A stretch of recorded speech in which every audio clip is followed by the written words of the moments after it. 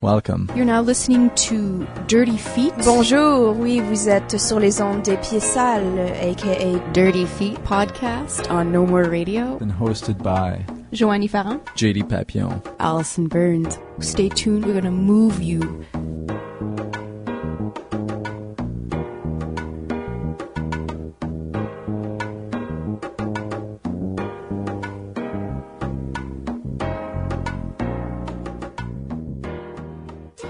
Donc avec nous aujourd'hui, on a Joannie Douville qui va présenter une pièce à Zone Noma le 7 août. La pièce s'appelle « N'arrête jamais d'inventer l'espace où je me trouve ». Elle est avec la compagnie « Je suis Julio ». Bonjour Joannie, ça va bien? Ça va bien, toi? Très bien, merci. Donc, parle-nous un petit peu de toi, en fait, d'où tu viens, ta formation, pour qui t'as dansé. OK. Bon, j'allais commencer plus loin que ça. J'allais dire que j'habitais à Oka, mais il y a de ça très longtemps. Je vais commencer plus tard. Commence où tu veux. Ouais. Non, je suis allée à Montmorency. J'ai fait en fait un premier deck qui était complètement autre chose. Après ça, j'ai fait un deck en danse. Je suis allée à l'UQAM. Ensuite, je me suis blessée pendant 1 an. Donc, je suis allée étudier en psychologie. Puis, j'ai fait un certificat en psycho. Puis, j'ai travaillé un peu en intervention. Puis, au travers de cette année-là, j'ai rencontré Dave Saint-Pierre qui m'a invité à faire partie de sa dernière création, qui s'appelle Food, qui a été présentée un peu partout l'an passé, puis qui a été créée aussi un peu partout en Europe. Puis au travers de ça, j'ai créé ma propre compagnie qui s'appelait En Cohorte à ce moment-là, qui était un collectif avec Jessica Vio puis Ariane Boulet, qui se spécialisait en danse in situ, je dirais à faire ressortir le signifiant social, politique et même intime des individus qui s'inscrivent dans les lieux publics. Donc on a fait 2 pièces qui ont voyagé beaucoup en Amérique du Sud, qui ont été présentées aussi à Montréal. Puis de ça est sorti Je suis Julio, avec les mêmes thématiques, mais avec un rapport plus à la salle, présenté à la salle et plus multidisciplinaire en fait. C'est là où on a commencé à ajouter la vidéo, la musique, on a commencé à avoir des collaborateurs de d'autres disciplines. Puis c'est de là qu'est né Je suis Julio avec Andréa de Keijzer, cette fois-ci artiste visuelle et danseuse de Toronto, puis Ariane Boulet. Et pour Je suis Julio, vous avez déjà présenté ailleurs, mais à Montréal, est-ce que c'est la première fois que vous allez présenter dans un contexte un peu plus formel? Oui, c'est la première fois. C'est comme, je dis que c'est notre première montréalaise. On a présenté 2 pièces, en fait, dans un festival en France, Auteur de trouve, qui est un festival universitaire, qui était Mechanical Resonance of Lions, puis Le Cerf, ou Moi qui cède à l'espace. Puis on avait fait une résidence en Italie où on avait représenté aussi Mechanical Resonance of Lions. Puis aussi, il y a la pièce d'Andréa de Keijzer, aussi dans Je suis Julio, qui a été présentée dans le cadre de Hatch, puis du festival Summer Lovin' à Toronto. Mais là, c'est la première fois qu'une de ces pièces de ce nouveau collectif va être présentée à Montréal. Et donc, Je suis Julio, c'est un collectif encore. Comment ça se fonctionne? Ouais, j'ai dit collectif. C'est plus... Je pense que c'est plus une plateforme où il y a 3 voix chorégraphiques distinctes d'Andréa de Keijzer, Ariane Boulet et moi. Puis dans chaque projet, en fait, dépendant de la nécessité du projet, on va occuper plusieurs rôles. Ce qu'on souhaitait, c'est de devenir plus polyvalente puis ouvrir notre art à autre chose aussi que la danse, mais d'avoir des projets qui sont quand même soutenus, qui soutiennent autant le projet que les individus autour. Donc les gens avec lesquels on collabore aussi, d'une pièce à l'autre, deviennent partie prenante de la compagnie. Donc c'est pas juste des collaborateurs de façon ponctuelle, c'est des gens qui s'intègrent puis qui développent une pensée finalement avec nous. Parce qu'on souhaite pas juste faire du travail multidisciplinaire, on souhaite comme avoir une vision qui est supportée par d'autres formes d'art. Donc qui est vraiment, j'imagine, une hybridation davantage que différents segments. Et au niveau du procédé chorégraphique, en fait, vous décidez dès le départ, quand vous commencez un nouveau projet, qui va prendre quel rôle et est-ce qu'il y a une certaine fluctuation par après ou est-ce qu'en général, vous vous tenez vraiment au rôle que vous vous êtes donné dès le départ? Ah, ça change beaucoup. Je pense que chaque projet, on se fie à nos instincts ou nos impulsions ou ce qui nous donne de l'énergie. Fait qu'il y a un projet de ça qui émerge par, mettons, une direction. On appelle direction artistique. Puis de ça, on commence les premières étapes, on intègre certaines choses, puis de ça, les besoins naissent de la création elle-même. Puis on va chercher, c'est sûr que, tu sais, là, par exemple, dans le cadre de Zonoma, j'avais besoin d'une chanteuse, danseuse, puis d'un musicien. Ça, c'était assez clair que c'était une voix et que moi, je faisais la texture corporelle. Donc, c'est sûr que Ariane a une voix magnifique, donc je le savais, tu sais, que, le rôle était pour elle.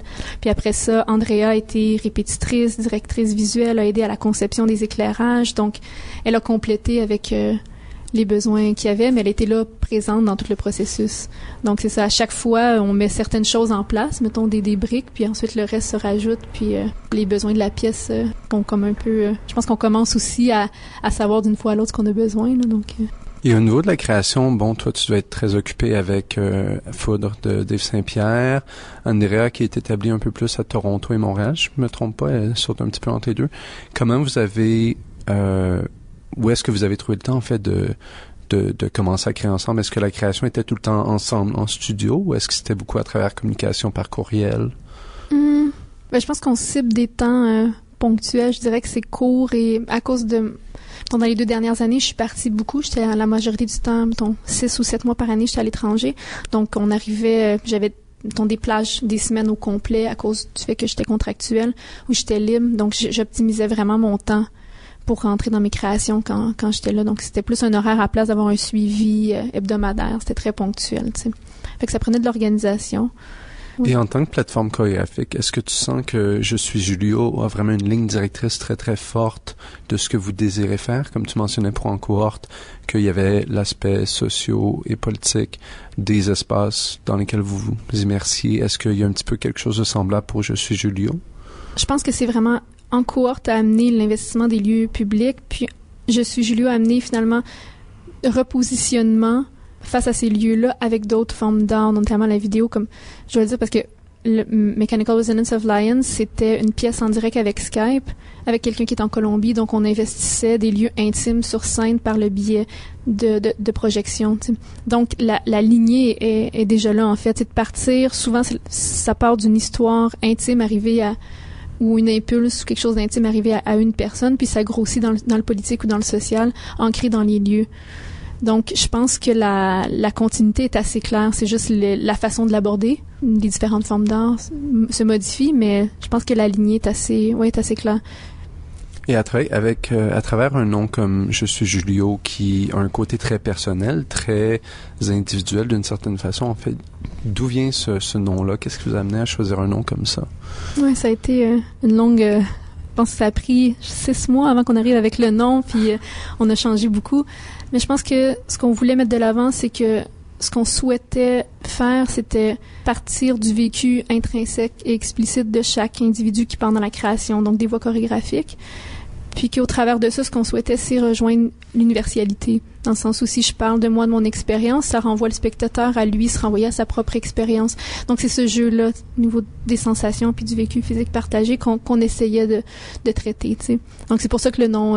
on savait qu'on voulait commencer par « je suis », on voulait travailler aussi dans les polarités, bon, en tout cas.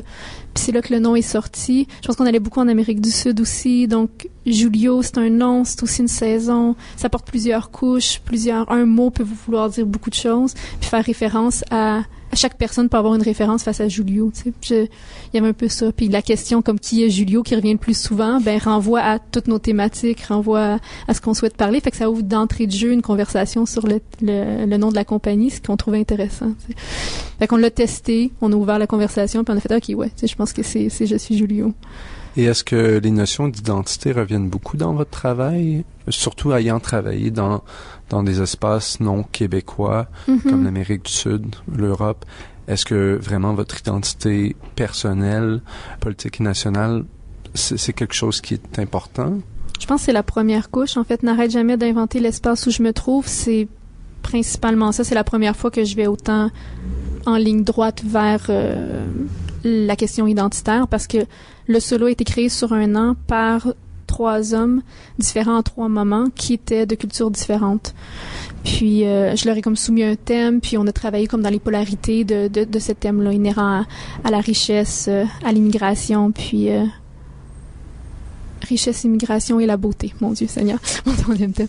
C'est ça. Donc ça, je suis allée vraiment au cœur de voir moi comment mon identité se transforme en rapport avec ces rencontres-là, avec l'autre culture, comment je l'intègre, qu'est-ce que je prends, qu'est-ce que je rapporte, c'est quoi la mémoire, c'est quoi la fierté. Tout ce sous-texte-là, j'ai vraiment mis la méthodologie de mon solo, c'est vraiment ancré dans cette recherche identitaire-là, à voir comment moi je me transforme, à partir de moi, tu sais. Mais les thèmes sont vraiment plus grands que moi, puis c'est ce que je trouve intéressant. La possibilité de pouvoir justement parler de choses que je me donnerais pas l'occasion comme thématique, parce que je saurais pas comment aborder certaines positions politique de ce que j'ai pu observer, mettons, à Bogota, qui était une des parties qui a été vraiment prenante dans ce qui se passait. Comment j'aurais pu aborder ça de mon propre vécu, mais en parlant finalement de moi, ce que j'ai vu. On dirait que j'ouvrais la porte à plus. Fait que, à cette transformation-là, oui, de mon identité ou de comment moi je reviens à Montréal et je vois autour de moi toutes les enjeux qu'il y a eu, mettons par rapport politiquement l'année passée, tu sais. Comment j'ai intégré ça, puis aussi venant du fait que j'étais la majorité du temps à l'étranger, plus qu'ici, comme cette sensation-là d'être déracinée puis de revoir comme la culture d'une toute autre vision. Fait que c'est la première fois que là, j'étais allée à fond puis j'ai juste travaillé sur moi à place d'essayer de travailler sur ce que je voyais d'autres médiums, d'autres gens puis tout ça. Fait que, ouais. Et c'est un solo, tu dis, qui a été co-créé avec 3 hommes à des temps différents. C'est dansé par toi? Oui. Comment est-ce que, au niveau de la physicalité, en fait, les corps des femmes et des hommes, des fois, ça bouge un petit peu différemment. Est-ce que ça a été un choc un peu de devoir réapprendre ce matériel-là que tu as vu tellement souvent sur des corps d'hommes? Est-ce que, justement, au niveau de ton identité, il y a eu un certain clash qui a été créé? Ben, c'est drôle parce qu'à l'origine, j'ai toujours été plus intéressée par la physicalité masculine ou de la drive. Puis souvent, quand les gens me voyaient, je pense que ça ressortait beaucoup que cette fougue-là, cette force-là avait quelque chose de fort. Il y a comme... J'avais une forte polarité féminin-masculin. Autant j'étais appelée comme interprète dans des projets qui étaient hyper féminins, ancrés dans la séduction, tout ça. Puis des trucs qui étaient super masculines où je portais, où c'est moi qui... Quand je travaille en duo avec une fille, c'est toujours moi qui est la porteuse, par exemple. Donc, il y avait une forte polarité. Fait que je me suis dit, bon, je vais aller à fond, creuser là-dedans, puis trouver mon matériel de base, comme dans des corps masculins. Mais les interprètes qui m'ont vraiment... appelés, c'est des interprètes qui avaient une physicalité, une drive, mais qui étaient indescriptibles, dans le sens qui n'étaient pas masculin, stéréotypé, où on voyait la force. Celui en Italie, j'arrive, même encore aujourd'hui, là, j'ai travaillé, je suis allée suivre des classes avec lui, on a vraiment discuté longtemps, j'arrive pas à voir son effort musculaire, qu'il y a quelque chose de super mystique dans sa manière de bouger, puis c'est ça que je me donne, que j'ai essayé avec des improvisations puis des discussions de rentrer, mais encore là, ça reste que j'ai pas contact avec lui, donc les choses se perdent. C'est ce qui est beau aussi, c'est que même si j'ai voulu transformer, les choses se perdent avec la distance puis avec le temps. C'est ça, puis celui avec qui j'ai travaillé à Bogota, lui, c'est le contraire, c'est comme carrément ancré dans l'espace super extérieur, très, très musculaire, mais il est tellement, je pense, fort ou en contrôle qu'on voit jamais vraiment l'effort, mais que tout est effort. Et que c'était encore là comme une polarité. Donc, mais ça, on dirait que c'était plus proche de... j'ai retrouvé comme plus ma masculinité. Bon, si on peut dire, là, je trouve ça super c'est assez réducteur, là, puis subjectif. Mais bon, je me suis retrouvée plus facilement, rapidement. La séquence est rentrée. OK, oui, c'était ça, tu sais, puis ça faisait du sens. Puis c'est ça, la troisième personne, ben, c'est quelqu'un avec qui j'ai travaillé pour Dave, Milan Panet-Gigon. Puis il m'a plus comme supporté, aidé à créer des duos que j'ai repris seul. Ça a été un autre rapport. Puis lui, c'est un breakdancer, donc il y a un rapport gravitaire qui est très en l'air. Ça, bref, c'est comme une couche enrobante de tout ça. C'est pas comme quelque chose de clair. Mais en fait, il y a rien de... Dans toutes les sections, moi, j'ai repris tout ça, j'ai remâché ça, puis j'ai pas amené comme ça vient là. On peut le voir, mais c'est comme un peu plus... c'est plus subtil. J'ai décidé de pas faire des arrêts tranchés. J'ai essayé de voir comme un fil au travers de tout ça pour que, justement, on puisse me suivre aussi, là. Et au niveau de N'arrête jamais d'inventer l'espace où je me trouve, en fait, si tu devais décrire cette pièce-là très rapidement, qu'est-ce que t'en dirais? Oh mon Dieu, rapide. Ouais, c'est ça. Je pense que je suis comme... je suis super proche. Bon, tu sais, de façon, ce que vous allez voir, c'est, oui, du mouvement... Je pense pas que c'est du théâtre. Il y a quelqu'un qui dit, en fait, c'est mes journaux de bar et mes journaux intimes qui ont été écrits sur 2 ans, qui sont mis en texte et chansons par Ariane Boulet. Fait que il y a des moments où on a l'impression d'être dans un show rock aussi. Où, ben, ce qui est dit, il y a une charge dramaturgique, donc théâtrale, mais la voix est jamais, il y a pas de personnage comme tel. Puis, c'est ça, des textures de corps. Puis, je pense que j'essaie vraiment de proposer un espace pour voyager, pour que les gens se retournent face à leur propre, les intégrer dans ce voyage-là, puis pour qu'ils puissent eux aussi voyager d'un espace à l'autre, si on veut. Je pense que c'est ça que je dirais, mais je sais pas si c'est rapide. Non, c'était très concis. Et en fait, je suis Julio, vous avez quelque chose d'autre sur la table très bientôt aussi, qui va être à travers le studio 303. Oui. Qu'est-ce que tu pourrais nous dire là-dessus? Ben que ça va être on va présenter une pièce, on est en résidence, une résidence technique, merci au 303, puis on va présenter la pièce Mechanical Resonance of Lions le 24 août, puis on va faire un lancement de compagnie aussi, puis c'est ça, Mechanical Resonance of Lions, c'est avec un interprète qui est en Amérique du Sud, puis on aborde des thématiques plus relatives, oui, à l'espace toujours, puis même à la charge politique qui est les visas, parce qu'à l'origine, cette pièce-là a éclos puisque l'interprète était supposé venir et à 3 jours du spectacle, il n'a pas eu son visa. Donc, à partir de ça, parce qu'on était déjà rendu, c'est quand on l'a présenté en France, on était déjà sur les lieux et tout ça, donc j'ai adapté une espèce de performance où je mettais ça de l'avant, puis où je le disais, où j'adaptais, où ça créait d'autres images. Puis là, on va vraiment dans le fond de la matière de ce que c'est, mais bref, on est en train de le faire éclore, là. C'est encore tout neuf. Ben, bref, cette deuxième version-là, mais ça traite vraiment au final des frontières. Des frontières autant très près qui est la peau, mettons, plus près, et un continent au complet, si on veut, tu sais. Puis ça traite vraiment des Amériques. En fait, j'ai pas été comme à l'Europe, ça traite vraiment de la ligne des Amériques. Et au niveau de cette nouvelle mouture-là, est-ce que l'interprète de Bogota va être présent? Est-ce qu'il va être, ou est-ce que sa présence va être à travers le multimédia? Est-ce que vous avez réussi à l'amener à Montréal? Non, on n'a pas réussi. Donc, sa présence est virtuelle. On travaille réellement en studio avec la danse, à voir ce qui se perd, ce qui est là, quel échange on peut avoir. Puis à cause qu'on a l'espace aussi, on peut passer des longues heures à explorer des choses, lui chez lui, moi ici, puis voir qu'est-ce que ça crée dans le corps, d'imaginer la distance, en tout cas, bref. Je n'en dirai pas trop, là, on est en train de le faire aussi, donc puis beaucoup de choses qui m'échappent, mais non, c'est une présence virtuelle, à l'heure actuelle, qui est là, mais très présente en tout cas. Et cette création-là, c'était chorégraphié par Andréa ou par toi? Direction chorégraphique, ça vient de moi. Comment je guide mes interprètes, en fait, ça vient tout d'eux. C'est rare que j'arrive avec un matériel chorégraphique prédéterminé. C'est des tâches et des états, tout ça. Et de ça naît une gestuelle. Donc, j'aime dire que tout le monde chorégraphie, en fait, dans mes pièces. Puis je pense que c'est juste aussi parce que je fais pas d'écriture chorégraphique, là. Mais c'est moi qui fais la direction artistique. C'est moi qui écris des textes qui met certaines choses, un lieu à l'intérieur de ce qu'elle a investigué pour que sorte le message là, que je souhaite approfondir pour cette fois-ci, mettons. Et donc, vous avez votre lancement officiel de compagnie très bientôt. Oui. Vous avez déjà 2 pièces officielles qui vont être présentées à Montréal à ce moment-là. Oui. Qu'est-ce qui s'en vient pour Je suis Julio après? Est-ce que vous avez d'autres projets un petit peu en ligne? Oui, on s'en va à Toronto, en fait, dans une semaine, pour présenter Our Last Picture d'Andréa de Keijzer dans le cadre de Dance Made in Canada. Puis c'est un autre processus super intéressant. Je pense que ça serait une autre discussion, là, mais c'est une pièce qu'on a vue en Amérique du Sud par Estelle Vogrid, qui existait, qui traitait de la mémoire, parce que Andréa est photographe aussi. Donc c'est une pièce qui parlait aussi du matériel photographique puis de la mémoire, qu'est-ce qui au fil du temps se perd de ces matériaux-là concrets. Bref, un peu aussi une question sur la virtualité des photos maintenant. Bref. Puis Andréa a aimé la pièce complètement, puis elle a dit pourquoi on a toujours besoin de créer du neuf quand il y a des choses qui se passent qu'on pourrait comme pousser plus loin, en danse on crée beaucoup, mais on s'arrête pas à faire du répertoire, par exemple, ça n'existe pas. Donc elle l'a appelé puis elle lui a demandé est-ce que ça dérange si je fais un cover de ta pièce, qui est assez singulier, puis elle a accepté parce que étrangement dans sa compagnie ils ont un collectif, puis pour eux, justement, la notion d'originalité, pour elle, se défend pas. C'est vraiment un hasard. Mais ils faisaient eux-mêmes des covers au Mexique. Les Mexicains, ils faisaient eux-mêmes des covers de leurs propres pièces. Entre eux. Donc, elle a dit, ben oui, t'es plus que la bienvenue. Donc, elle nous a livré sa pièce, puis on l'a transformée sur un solo en une pièce de groupe. Donc, c'est notre deuxième résidence pour approfondir ce matériel-là. Puis on va le présenter, c'est ça, à la fin de la semaine, je pense, le 18, à Toronto. Donc, Joannie, l'extrait musical qu'on va entendre, ça va être par... Gabriel Vignola, qui est le concepteur musical de Je suis Julio. C'est une pièce qu'il a composée pour N'arrête jamais d'inventer l'espace où je me trouve, en fait. Donc, juste pour vous rappeler, ça va être N'arrête jamais d'inventer l'espace où je me trouve par la compagnie Je suis Julio. On avait Joannie Douville avec nous. Ça va être présenté à Zone Oma le 7 août à 20h. Donc, Joannie, merci beaucoup d'avoir été avec nous aujourd'hui. Et merci à toi pour l'invitation.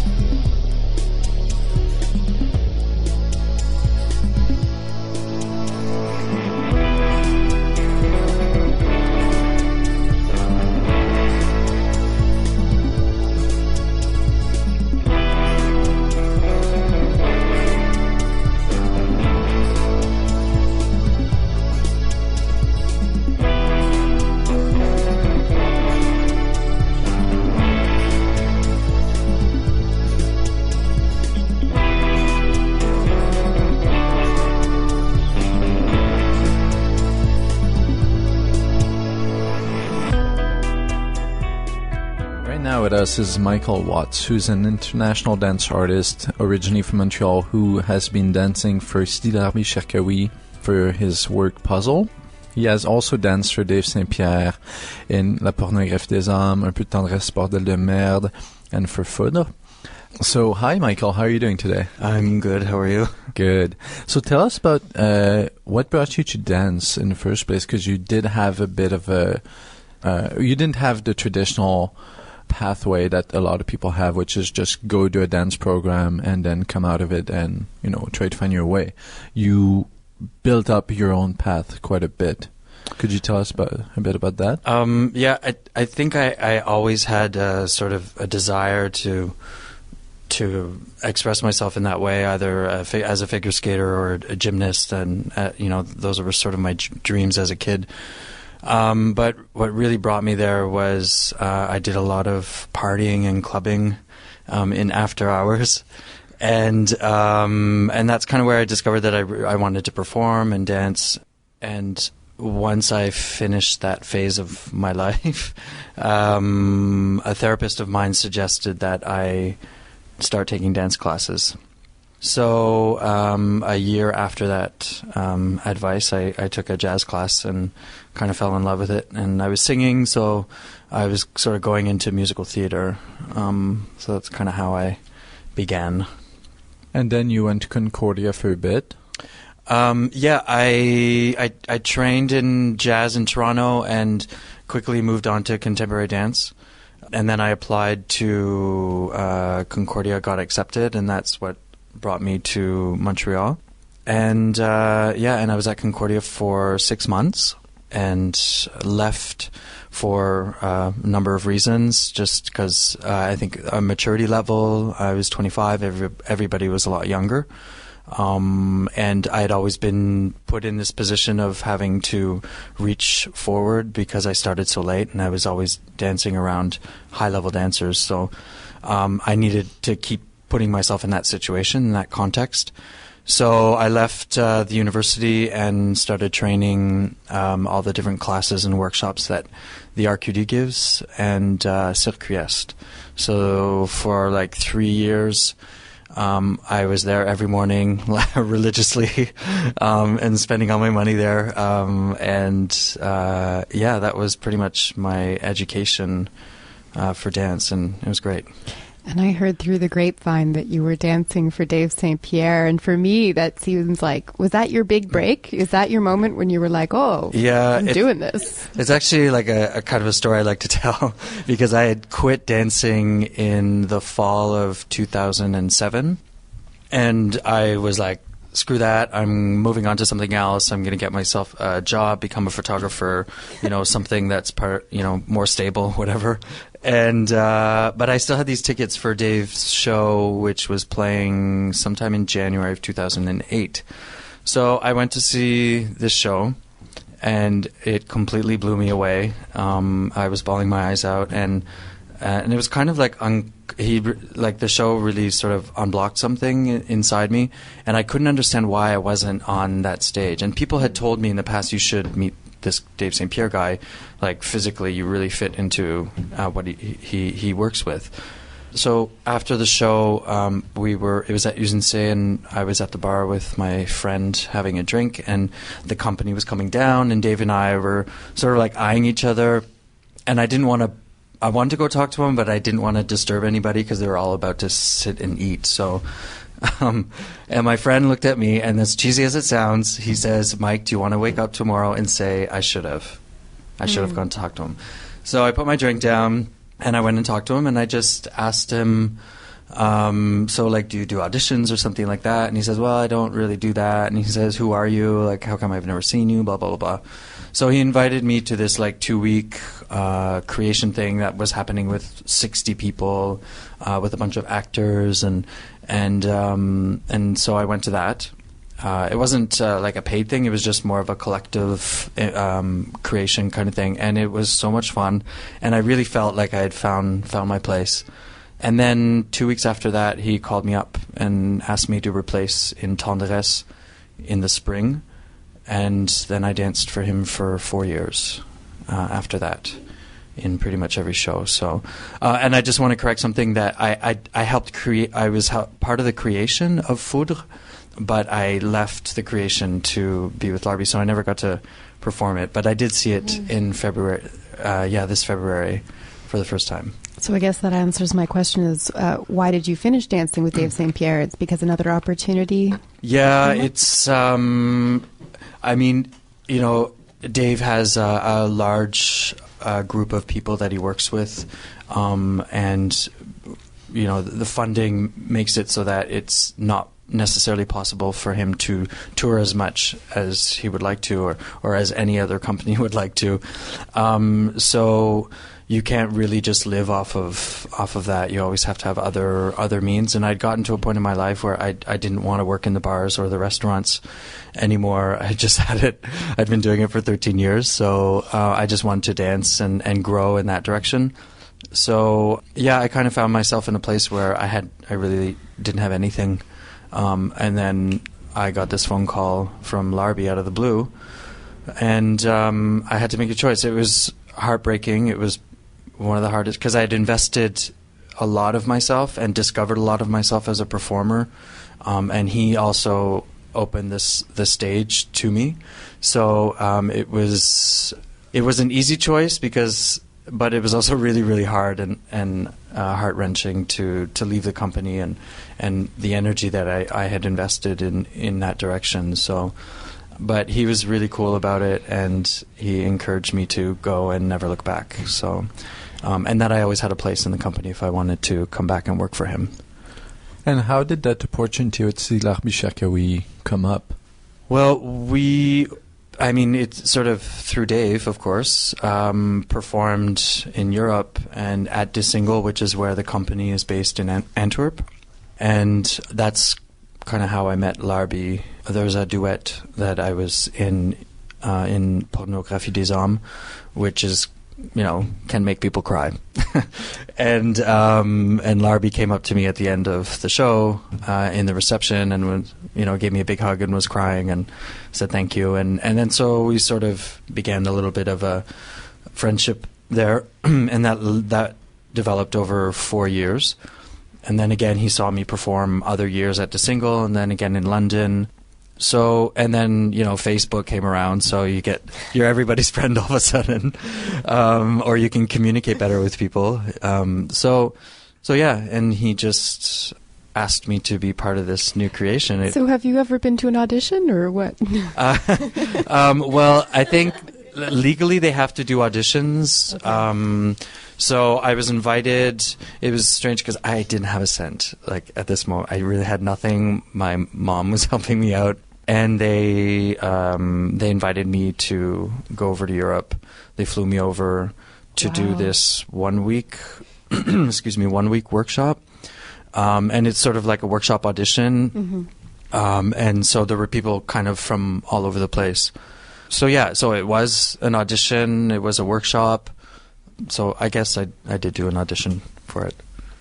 Was that your first time in Europe? No. No, I'd been touring with Dave, before. Okay. Yeah. So, but it was the first time where that whole world of being a dancer in Europe sort of opened up for me. What does that mean, a dancer in Europe? How is that awesome? Or well, I kind of always wanted to. Most of my influences as teachers were from Europe, and where I felt that I was able to grow the most and feed myself the most was usually from teachers from Europe. Mm. And I always had this desire to be part of that world, or at least be able to go there and learn more and bring that information back to Montreal. Then there's the whole other side of am I at that level? So, and I did this workshop, this amazing 2-week workshop in Spain called Del Tebre, and it's run by Roberto Olivan. And it's like really awesome 2 weeks where most people are camping. and you have classes all day. You have like 4 or 5 classes all day, and you're in Spain, so it's really, really hot. And there's shows going on every night. There's parties all the time, and it's a mix of circus, theater, and dancers. And this really opened me up to this whole other world, and that world of possibilities that it could happen. So I guess I kind of planted that seed in my mind that yes, I would be capable of doing that. And for me, it was also continuing to take expansion in my world. And the other thing for me was, am I only able to do Dave St. Pierre's work?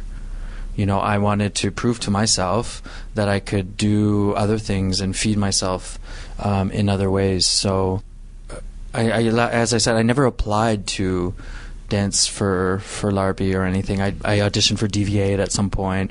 That didn't happen, that kind of stuff. So it just kind of came my way, I guess.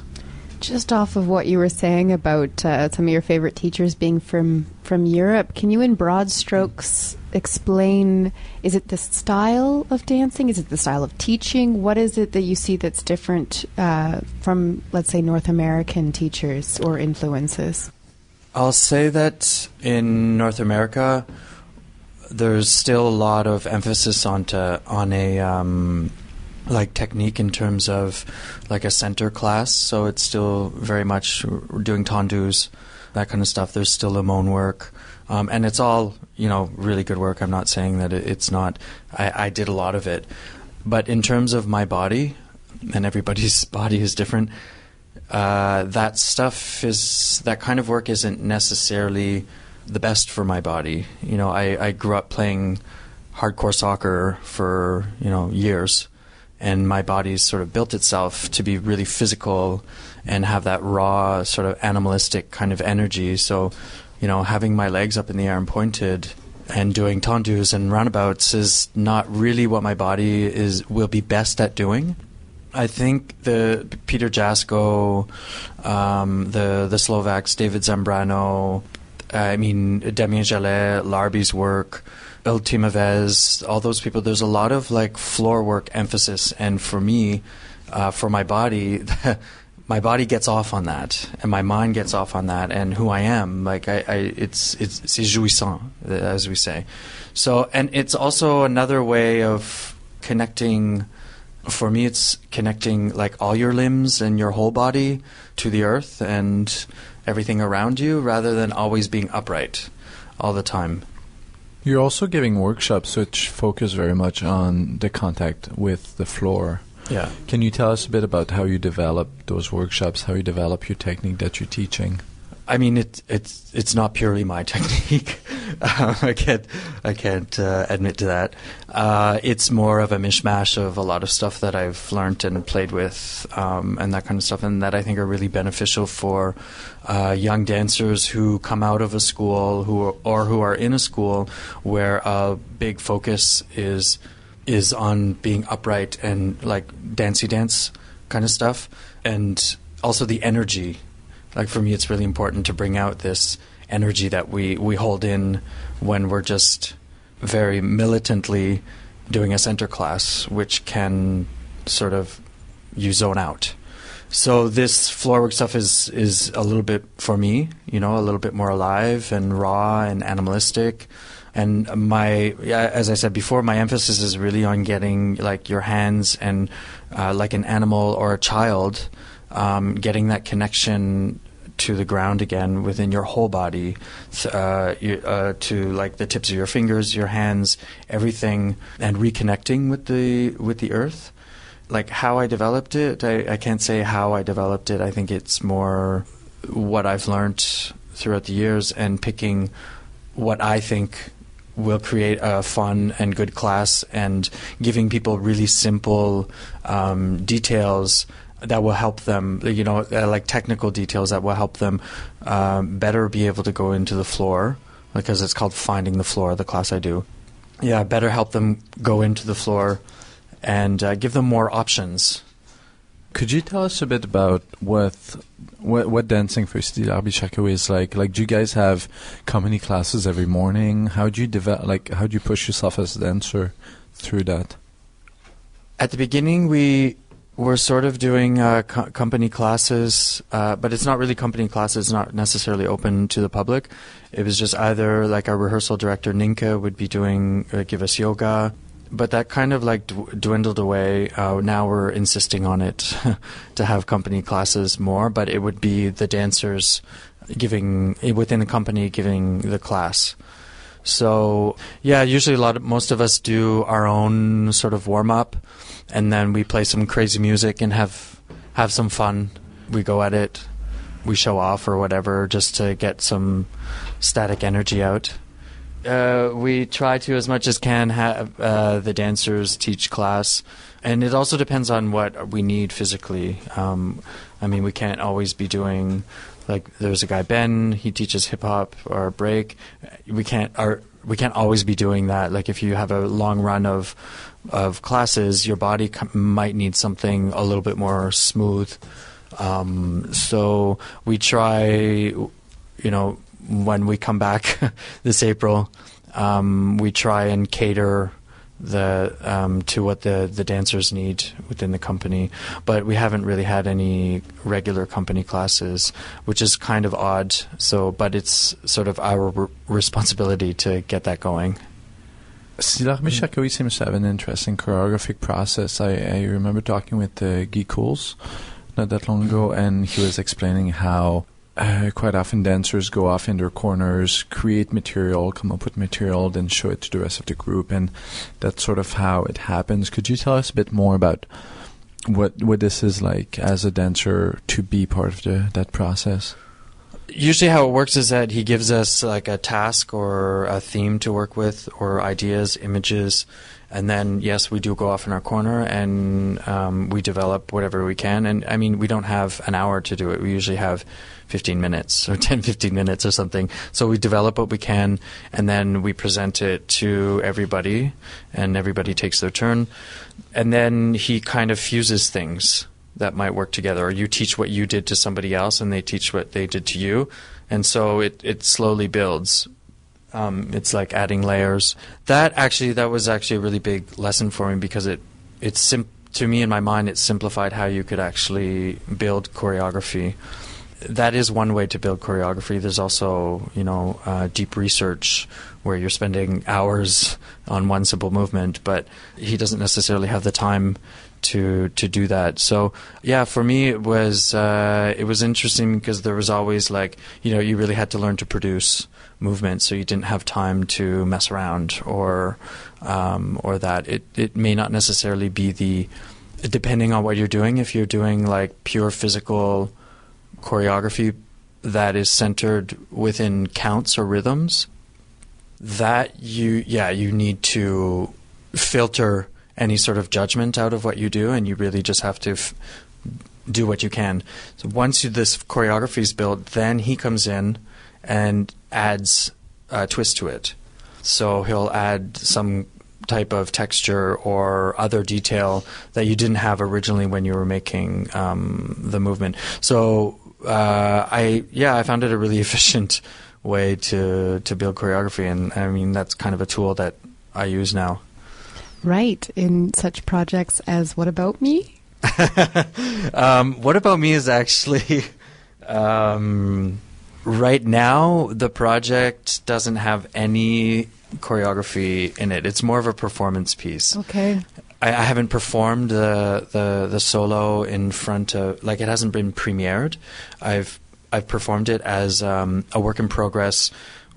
So I like to work with a structure, a very clear structure, and within that structure, I get to improvise and be spontaneous and play with the audience. So I'm always looking for what works with the audience and what doesn't work with the audience, as a way of creating in the moment in front of an audience. So then afterwards, I can sit back and look at the video and take out things that didn't work or don't work for me, or make other things evolve and build them further. And then, of course, other ideas come to mind, and then I add or take away. So that's kind of how I create, I guess. when you say things work, things don't work, how do you know that? Is it strictly on the reaction of the audience as you do it? For instance, when you're slow dancing naked with somebody, for instance, you know, like what kind of reaction in those moments that are very strong do you... Well, I mean, first of all, I think people still have this reaction to somebody naked on stage. And then, but when you take an audience member with you, naked on stage, you know that there's going to be some kind of reaction within everybody. Okay, with somebody from the audience. Yeah, either I wish I was there, or I wonder what's going on with that girl, or, you know. So, I mean, that's something that nudity does. But, I mean, originally in that scene, I didn't want to be nude in my solo. But if Cupid wearing underwear doesn't make any sense. So I decided to be naked, and you know, it's not a big deal for me anymore. But I think I tell stories. I like to tell stories. So, and as I said, the piece "What About Me" is still developing and still going. So I'm definitely experimenting.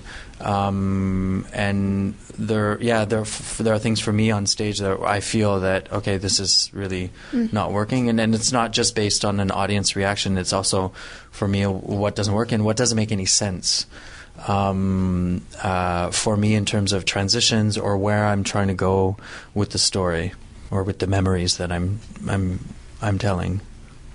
Is this work a vessel for you to perform, or is it a choreographic pursuit? Is it one of many? Is this a new territory for you? Do you have the same amount of interest in performing and choreographing?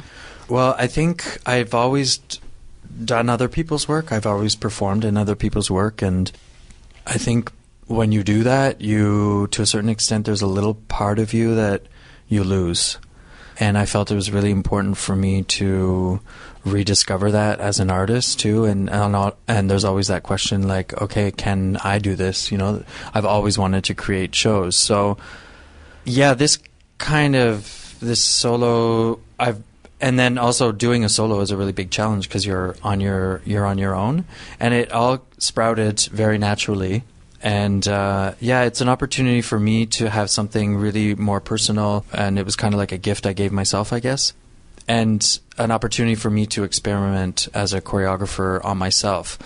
But I have discovered that I do have a little less interest in performing than I used to, and more of an interest on being on the outside and directing a universe.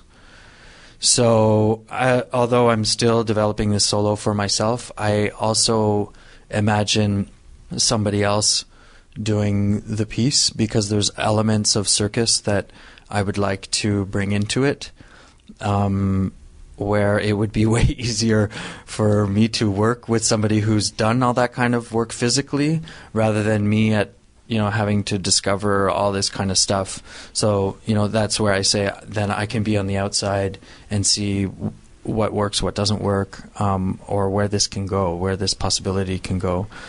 But there's still this, always this desire to perform, not as much as there used to be. You just created so many opportunities to tie in your work on a Cirque du Soleil show where you were in the creation process. Yeah. Well, this was more through Eastman, through Larby. He was hired to create a couple of choreographies for the upcoming Cirque du Soleil show, and I'm allowed to say it now. So Michael Jackson won. That'll be coming out at the end of May. And you can check it out on YouTube.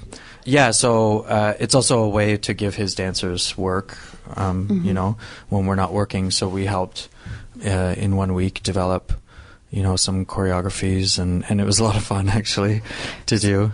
Do you develop the work on your own and then pass it off to somebody? Or are you developing it with the performers, or how does that work? No, it was completely separate. We did this in Antwerp and with Larby.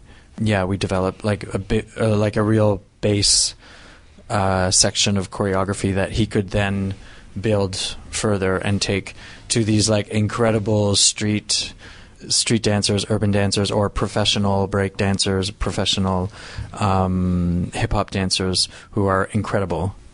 So yeah, like I couldn't dance like they dance. They're really awesome.